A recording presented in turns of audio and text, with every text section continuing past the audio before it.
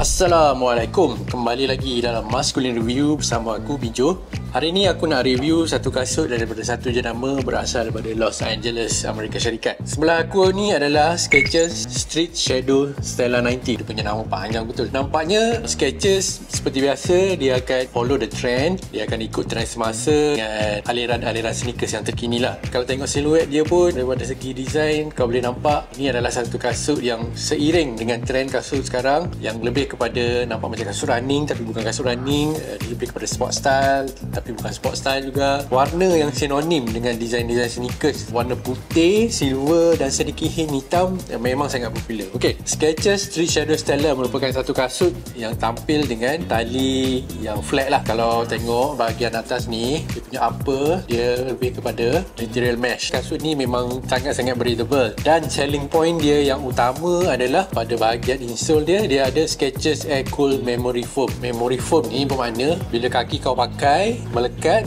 insole tu akan terus terbentuk pada kaki. So, lagi lama kau pakai, lagi dia ingat bentuk kaki kau. Kalau kau tengok insole kat dalam ni, Skechers Air Cool Memory Foam. Dia bukan letak saja nama dia macam tu, tapi memang dia ada fungsi untuk memorize kau punya shape kaki tu. Okey, sebut pasal shape, adakah kasut ini jenis kasut yang untuk sesuai untuk orang kaki lebar, kaki biasa ataupun kaki yang narrow? Macam biasa, bagi aku Skechers ni dia memang mesra kepada orang yang kaki wide lah.